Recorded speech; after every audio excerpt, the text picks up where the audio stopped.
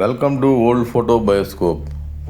పూరి జగన్నాథ దేవాలయానికి చెందిన పాత ఛాయాచిత్రాలను చూస్తూ పూరి జగన్నాథ స్వామి దేవాలయ చరిత్రను ఈ వీడియోలో తెలుసుకుందాం. ఒడిశాలోని పూరి జగన్నాథ స్వామి ఆలయం భారతదేశంలోని 4 పవిత్ర పుణ్యక్షేత్రాలలో ఒకటి. ఇక్కడ శ్రీకృష్ణుడు తన అన్న బలభద్రుడు, చెల్లెలు సుభద్రతో కలిసి కొలువై ఉన్నాడు. ప్రతి సంవత్సరం జరిగే రథయాత్ర మరియు దైవికమైనటువంటి నవకళేబర సంప్రదాయం ఈ క్షేత్రం యొక్క ప్రత్యేకతలు. జానపద కథల ఆధారంగా పూర్వం ఇంద్రద్యుమ్న మహారాజు అనే రాజు స్వప్నంలో మహావిష్ణువును దర్శించి నీలమాధవుడిగా పూజింపబడే ఆ దేవుడిని విగ్రహ రూపంలో ప్రతిష్ఠించాలని సంకల్పించాడు. విశ్వకర్మ ఆ విగ్రహాలను చెక్కడానికి పూనుకొని తలుపులు మూసి పనిచేయాలని షరతు పెట్టాడు. అయితే రాణి గుండీచా ఆతృతతో తలుపులు తెరవడంతో విశ్వకర్మ అసంపూర్తిగా ఉన్న చేతులు లేని దారు విగ్రహాలను అక్కడే వదిలి వెళ్ళిపోయాడని నమ్ముతారు. అప్పటి నుంచి జగన్నాథుడు, బలభద్రుడు, సుభద్ర రూపాలు ఇలాగే పూజలు అందుకుంటూ ఉన్నాయి. ఆలయ నిర్మాణాన్ని పరిశీలిస్తే ప్రస్తుతం ఉన్న ఈ దివ్య ఆలయాన్ని 12వ శతాబ్దంలో గంగా వంశానికి చెందిన రాజు అనంతవర్మ చోడగంగ దేవుడు నిర్మించడం ప్రారంభించాడు. ఆ తర్వాత ఆయన మనముడు రాజా అనంగ భీమదేవ్ 1230 ప్రాంతంలో ఈ నిర్మాణాన్ని పూర్తి చేశాడు. నవకళేబర సంప్రదాయం ప్రతి 8, 11, 12 లేదా 19 సంవత్సరాలకు ఒకసారి నక్షత్రాల ఆధారంగా స్వామివారి చెక్క విగ్రహాలను మార్చి పాత విగ్రహాలను భూమిలో పాతిపెట్టి కొత్త విగ్రహాలను ప్రతిష్ఠించే అద్భుతమైన ఆచారం ఇక్కడ ఉంది. దీన్నే నవకళేబర అంటారు. జగన్నాథ రథయాత్ర ప్రతి సంవత్సరం ఆషాఢ శుద్ధ విదియ రోజున స్వామివారు తన అన్న బలభద్రుడు, చెల్లెలు సుభద్రతో కలిసి గుడి నుండి ఊరేగింపుగా రథంలో బయలుదేరి 3 కిలోమీటర్ల దూరంలో ఉన్న గుండీచా ఆలయానికి రథాలపై ఊరేగింపుగా వెళ్తారు. కులమతాలకు అతీతంగా పూరి జగన్నాథుడిని అందరూ ఆరాధిస్తారు. సలాబేగా అనే ముస్లిం భక్తుడు స్వామివారికి పరమ భక్తుడిగా మారాడని చరిత్ర చెబుతోంది. పూరి జగన్నాథ దేవాలయం భారతదేశంలోని ఒడిశా రాష్ట్రంలో బంగాళాఖాతం తీరాన ఉన్న పూరి పట్టణంలో ఒక ప్రాచీన ముఖ్యమైన హిందూ దేవాలయం. కృష్ణ భక్తులకు లేదా విష్ణు భక్తులకు ఈ దేవాలయం ఎంతో ప్రియమైంది. ఆలయ విగ్రహాలు చెక్కతో తయారు చేసి ఉండడం ఇక్కడి ప్రత్యేకత. ఆలయంలో శ్రీకృష్ణుడు, సుభద్ర, బలరామ సమేతంగా దర్శనమిస్తారు. గంగా రాజవంశానికి చెందిన రాగి శాసనాల ప్రకారం ప్రస్తుతం ఉన్న జగన్నాథ ఆలయ నిర్మాణాన్ని కళింగ పరిపాలకుడైన అనంతవర్మ చోడగంగదేవ ప్రారంభించాడు. ఈ ఆలయంలోని జగన్మోహన విమాన భాగాలు అతని హయాం సామాన్య శకం 1078 నుంచి 1148 మధ్యలో నిర్మింపబడ్డాయి. సామాన్య శకం 1174లో ఒడిశా పాలకుడైన అనంగ భీమదేవ దీన్ని పునర్నిర్మించి ఈ ఆలయానికి ప్రస్తుతం ఉన్న రూపునిచ్చారు. 1558లో ఒడిశాపై ఆఫ్ఘన్ సేనాధిపతి కాలా పహాడ్ దాడి చేయకముందు వరకు ఆలయంలో జగన్నాథుని కొలవడం ఆచారంగా కొనసాగింది. తర్వాత కాలంలో రామచంద్రదేవ ఖుర్దా అనే స్వతంత్ర రాజ్యాన్ని ఒడిశాలో ఏర్పరిచినప్పుడు ఈ ఆలయాన్ని పవిత్రం చేసి విగ్రహాన్ని పునఃప్రతిష్ఠించాడు. ఈ ఆలయం గురించిన పూర్వ చరిత్రలోకి వెళ్తే ఇంద్రద్యుమ్న మహారాజు ఈ దేవాలయాన్ని కట్టించాడని అంటారు. దీని వెనక ఒక కథ ఉంది. జగన్నాథుడు గిరిజనుల దేవుడని, నీలమాధవుడు అనే పేరుతో పూజలు అందుకున్నాడని స్థల పురాణం. అడవిలోని ఓ రహస్య ప్రదేశంలో ఉన్న జగన్నాథుడిని గిరిజనుల రాజైన విశ్వావసుడు పూజించేవాడట. విషయం తెలుసుకున్న ఇంద్రద్యుమ్న మహారాజు ఆ రహస్యాన్ని కనిపెట్టడానికి విద్యాపతి అనే బ్రాహ్మణ యువకుడిని అడవికి పంపుతాడు. విశ్వావసుడు కూతురు లలితను విద్యాపతి ప్రేమించి మనవాడుతాడు. విగ్రహాన్ని చూపించమని పదే పదే ప్రాధాయపడుతున్న అల్లుడి వినపాన్ని కదనలేని ఆ సవరరాజు అతని కళ్ళకు గంతలు కట్టి గుడి దగ్గరకు తీసుకువెళ్తాడు. విద్యాపతి తెలివిగా దారి పొడవున ఆవాలు జార విడుస్తాడు. కొన్నాళ్లకు అవి మొలకెత్తి దారి స్పష్టంగా తెలుస్తుంది. దీంతో వెంటనే ఇంద్రద్యుమ్న మహారాజు కబురు పెడతాడు విద్యాపతి. రాజు అడవిలోకి చేరుకునేలోగానే విగ్రహాలు మాయమవుతాయి. దీంతో ఇంద్రద్యుమ్న మహారాజు నిరాశతో నిరాహార దీక్ష మొదలుపెట్టి అశ్వమేధ యాగం చేస్తాడు. నీలాచలం మీద ఓ ఆలయాన్ని నిర్మించి నరసింహస్వామి విగ్రహాన్ని ప్రతిష్ఠిస్తాడు. ఒకనాడు ఆయన అక్కడే నిద్రిస్తుండగా జగన్నాథుడు కలలో కనిపించి సముద్ర తీరంలో చాంకీ నది ముఖద్వారానికి వేప కొయ్యలు కొట్టుకు వస్తాయని, వాటితో విగ్రహాలు చేయించమని ఆదేశిస్తాడు.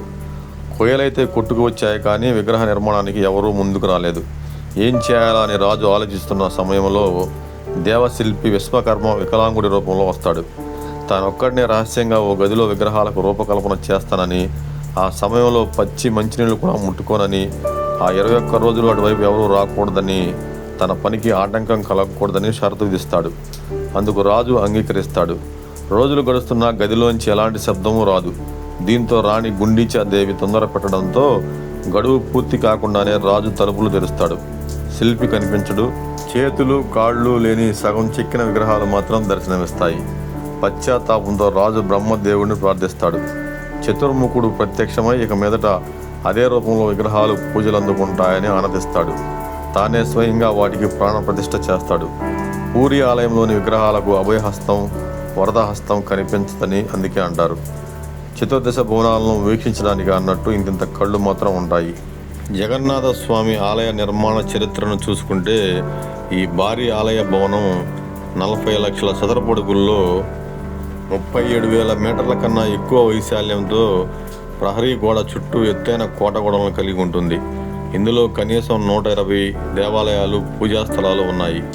ఒడిశా వాస్తు నిర్మాణ శైలితో అమోఘమైన శిల్ప సంపదను కలిగిన ఈ ఆలయం భారత అద్భుత కట్టడాలలో ఒకటి. ప్రధాన ఆలయం కింద నుంచి పైకి కొంచెం వంపులు తిరిగి ఉండి దానిపైన విష్ణువుకు చెందిన శ్రీచక్రం, 8 ఆకుల చక్రం ఉంటుంది. నీలచక్రగా పిలువబడే అష్టధాతుతో తయారైన ఈ చక్రం ఎంతో పవిత్రమైంది. ఈ ఆలయ ధ్వజస్తంభం ఎత్తైన ఒక రాతి దిమ్మపై నిర్మింపబడింది. ఇది విగ్రహాలు ఉన్న గర్భగుడి కన్నా 214 అడుగుల ఎత్తులో ఉంది. చుట్టుపక్కల పరిసరాల్లో చాలా పెద్దదిగా కనిపిస్తుంది ఆలయ ముందు ఉన్నటువంటి రాతి ధ్వజస్తంభం. ప్రధాన పూజా స్థలం ఎత్తైన గోడతో 20 అడుగుల ఎత్తుతో చుట్టబడి ఉంటుంది. ఇంకొక పెద్ద గోడ ప్రధాన ఆలయాన్ని చుట్టి ఉంటుంది. ఆలయం మొత్తం 4 ద్వారాలు కలిగి ఉంటుంది. సింహద్వారానికి ఇరువైపులా 2 భారీ సింహాల విగ్రహాలు దర్శనమిస్తాయి. ఇది తూర్పు వైపుకు ఉంటుంది. గర్భగుడిలో త్రిమూర్తులుగా పిలిచే జగన్నాథ, బలభద్ర, సుభద్రల మూల విరాట్టుల విగ్రహాలు ఉంటాయి. రత్నవేది అనే ఆభరణాలతో అలంకరించిన దిమ్మెపై కొలువుదీరి ఉంటాయి ఈ యొక్క విగ్రహాలు. వీటితో పాటే సుదర్శన చక్ర, మదనమోహన, శ్రీదేవి, విశ్వధాత్రుల విగ్రహాలు కూడా రత్నవేదిపై ఉంటాయి. జగన్నాథ, బలభద్ర, సుభద్ర, సుదర్శన చక్రాల విగ్రహాలు దారుబ్రహ్మగా పిలిచే పవిత్రమైన వేప కాండాల నుంచి తయారయ్యాయి. కాలాలను బట్టి ప్రతిమల నగలు, దుస్తులను మార్పు చేస్తూ ఉంటారు. వీటిని కొలవడం ఆలయ నిర్మాణం ముందు నుంచి, అంటే ప్రాచీన ఆదివాసుల కాలం నుండే ఉంది. ఆలయం ఆధ్వర్యంలో జరిగే ఉత్సవాలంటికల్లా ముఖ్యమైనది జగన్నాథ రథయాత్ర. భారతదేశంలో అత్యంత ప్రసిద్ధిగాంచిన పూరి జగన్నాథ రథయాత్ర. ఈ ఉత్సవం ప్రతి సంవత్సరం జూన్ లేదా జూలై నెలల్లో ఆషాఢ మాసంలో ప్రారంభమవుతుంది. ఈ రథయాత్రలో శ్రీకృష్ణుడు, బలరాముడు, సుభద్ర విగ్రహాలను పూరి వీధుల్లో ఊరేగిస్తారు. రథం సుమారు 45 అడుగుల ఎత్తు, 35 చదరపడుగుల వైశాల్యం కలిగి ఉంటుంది. దీనికి 7 అడుగుల వ్యాసం కలిగిన 16 చక్రాలు ఉంటాయి. దాదాపు 4,000 మంది భక్తులు కలిసి ఈ రథాన్ని లాగుతారు. ప్రతి ఏటా కొత్త రథాన్ని తయారు చేయడం ఇక్కడ ప్రత్యేకత. ప్రపంచంలోని ఏ హిందూ దేవాలయంలో అయినా ఊరేగింపు నిమిత్తం మూల విరాట్ను కదిలించరు. అందుకు ఉత్సవ విగ్రహాలు ఉంటాయి. ఊరేగింపు సేవలో ఏటా ఒకే రథాన్ని వినియోగించడం అన్ని చోట్ల జరుగుతుంది. ఈ సంప్రదాయాలన్నిటికీ మినహాయింపుగా ఒడిశాలోని పూరి జగన్నాథాలయం బలభద్ర, సుభద్రలతో సహా ఈ ఆలయంలో కొలువైన జగన్నాథుడిని ఏడాదికి ఒకసారి గుడిలోంచి బయటకు తీసుకువచ్చి భక్తులకు కనువిందు చేస్తారు. ఊరేగించేందుకు ఏటా కొత్త రథాలను నిర్మిస్తారు. అందుకే జగన్నాథుడి రథయాత్రను అత్యంత అపురూపంగా భావిస్తారు భక్తులు. జగన్నాథ రథయాత్ర జరిగేది ఆషాఢ శుద్ధ విధియ నాడు. అయినా అందుకు 2 నెలల ముందు నుంచే ఏర్పాట్లు మొదలవుతాయి. వైశాఖ బహుళ విధియ నాడు రథ నిర్మాణానికి కావలసిన ఏర్పాట్లు చేయమని ఆదేశిస్తాడు పూరి రాజు. అందుకు అవసరమైన వృక్షాలను 1072 ముక్కలుగా ఖండించి పూరికి తరలిస్తారు. ప్రధాన పూజారి, 9 మంది ముఖ్య శిల్పులు, వారి సహాయకులు, మరో 125 మంది కలిసి అక్షయ తృతీయ నాడు రథ నిర్మాణం మొదలు పెడతారు. 1072 వృక్ష భాగాలను నిర్మాణానికి అనువుగా 2,188 ముక్కలుగా ఖండిస్తారు. వాటిలో 832 ముక్కల్ని జగన్నాథుడి రథం తయారీకి, 763 ముక్కలను బలరాముడి రథ నిర్మాణానికి, 593 భాగాలను సుభద్రాదేవి రథానికి వినియోగిస్తారు. ఆషాఢ శుద్ధ పాడ్యమి నాటికి రథ నిర్మాణాలు పూర్తయి యాత్రకు సిద్ధమవుతాయి. జగన్నాథుడి రథాన్ని నందిఘోష అంటారు. 45 అడుగుల ఎత్తున ఈ రథం 16 చక్రాలతో మిగతా రెండింటికన్నా పెద్దదిగా ఉంటుంది. ఎర్రటి చారలున్న పసుపు వస్త్రంతో నంది ఘోష రథాన్ని అలంకరిస్తారు. బలభద్రుడి రథాన్ని తాళధ్వజం అంటారు. దీని ఎత్తు 44 అడుగులు, 14 చక్రాలు ఉంటాయి. ఎర్రటి చారలున్న నీలి వస్త్రంతో ఈ రథాన్ని కప్పుతారు. సుభద్రాదేవి రథం పద్మధ్వజం, ఎత్తు 43 అడుగులు, 12 చక్రాలు ఉంటాయి. ఎర్రటి చారలున్న నలుపు వస్త్రంతో పద్మధ్వజాన్ని అలంకరిస్తారు. ప్రతి రథానికి 250 అడుగుల పొడవు, 8 అంగుళాల మందం ఉండే తలను కడతారు. ఆలయ తూర్పు భాగంలో ఉండే సింహద్వారానికి ఎదురుగా ఉత్తరముఖంగా నిలబెడతారు. రథయాత్ర సంబరం ఎలా ప్రారంభమవుతుందంటే, మేళ తాళాలతో గర్భగుడిలోకి వెళ్ళిన పండాలు ఉదయకాల పూజాధికారులు నిర్వహించి శుభముహూర్తం ఆసన్నమవగానే మొదట రత్నపీఠం మీద ఉన్న జగన్నాథుని విగ్రహాన్ని కదిలిస్తారు. ముందుగా దాదాపు 5.5 అడుగులు ఎత్తుండే బలరాముడి విగ్రహాన్ని, అనంతరం జగన్నాథుడి విగ్రహాన్ని, ఆ తరువాత సుభద్ర విగ్రహాలని తీసుకొచ్చి రథాలపై అధిష్ఠింపజేస్తారు. ఇలా 3 విగ్రహాలను రథాలపై కూర్చుండబెట్టే వేడుకను పహండి అంటారు. ఈ 3 విగ్రహాలను తీసుకొచ్చే వారిని దైత్యులు అంటారు. వీరు ఇంద్రద్యుమ్న మహారాజు కన్నా ముందే ఆ జగన్నాథుడిని నీలమాధవుడి రూపంలో అర్చించిన సౌర తెగ రాజు విశ్వావసు వారసులు. ఆలయ సంప్రదాయాల ప్రకారం ఊరేగింపు నిమిత్తం మూల విరాట్లను అంతరాలయం నుంచి బయటకు తీసుకువచ్చి రథాల మీద ప్రతిష్ఠింపజేసే అర్హత వీరికి మాత్రమే ఉంటుంది. యాత్ర ప్రారంభానికి ముందు పూరి సంస్థాన దిశలు అక్కడికి చేరుకుంటారు. జగన్నాథుడికి నమస్కరించి రథం మీదకి ఎక్కి స్వామి ముంగిట బంగారు చీపుడుతో శుభ్రం చేస్తాడు రాజు. ఆ వేడుకను చరాపహార అంటారు. అనంతరం స్వామిపై గంధం నీళ్లు చిలకరించి కిందికి దిగి రథం చుట్టూ 3 సార్లు ప్రదక్షిణం చేస్తాడు రాజు.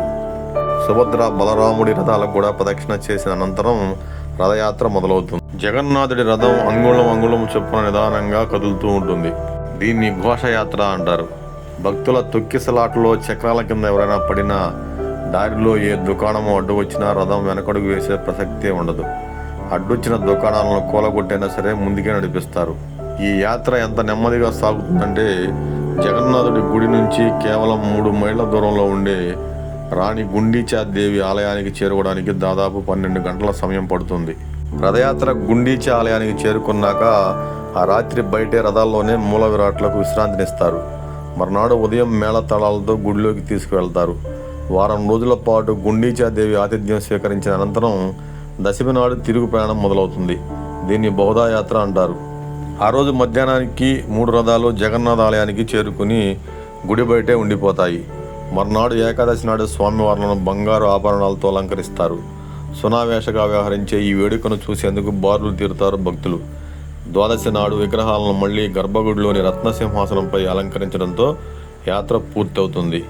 యాత్ర పేరిట 10 రోజులుగా స్వామి లేని ఆలయం నూతన జవజీవాలు పుంజుకొని కొత్త కళ సంతరించుకుంటుంది. జగన్నాథ రథయాత్రలో పాల్గొన్న స్వామివారికి అలసిపోయి జ్వరం వస్తుందని స్వామివారిని రాజవైద్యుల చేత చికిత్స అందిస్తారు ఆలయ పూజారులు. పూరి జగన్నాథ స్వామి దేవాలయంలోని వంటశాల చాలా ప్రత్యేకమైనది. జగన్నాథ ఆలయ వంటశాల భారతదేశంలోనే అతిపెద్ద వంటశాల.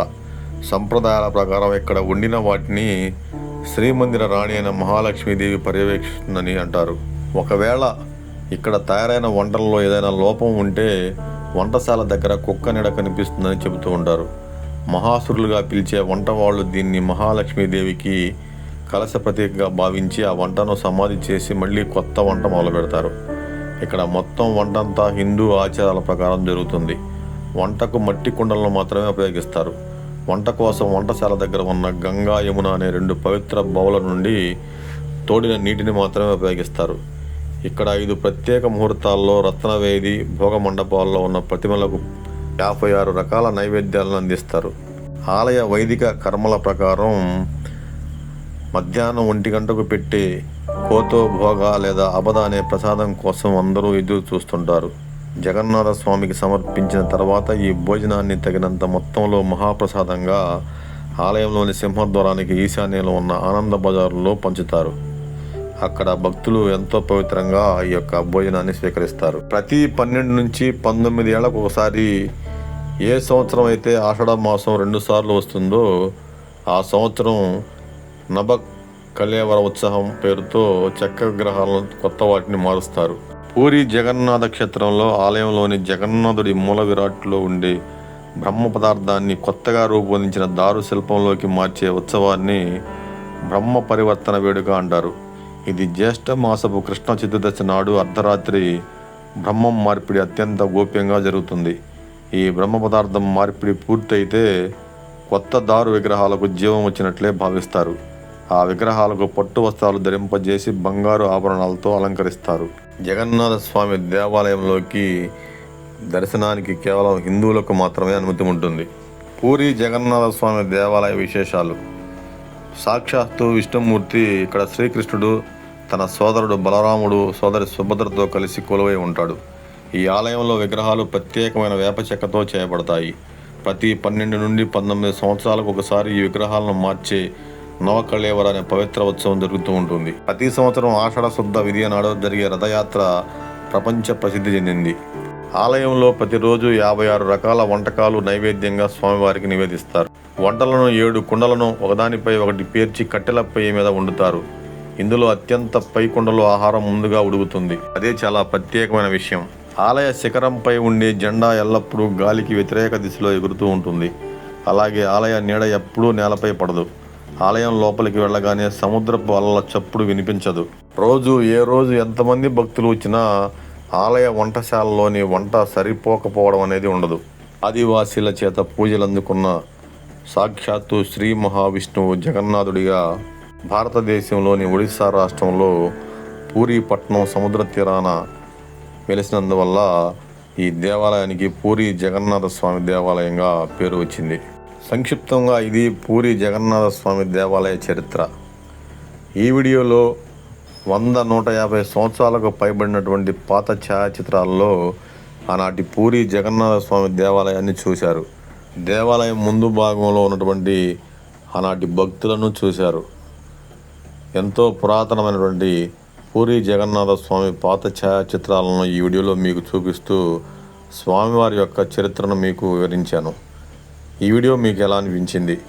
పాత ఛాయాచిత్రాలు, ఓల్డ్ ఫొటోస్, అలనాటి చరిత్రకు సజీవ సాక్ష్యాలు. ఓల్డ్ ఫోటో లవర్స్కు స్వాగతం. నేను మీ రాజు, ఓల్డ్ ఫోటో బయోస్కోప్ ఛానల్. ఈ వీడియో నచ్చిన వారు మీ యొక్క లైక్స్ని ఇవ్వండి.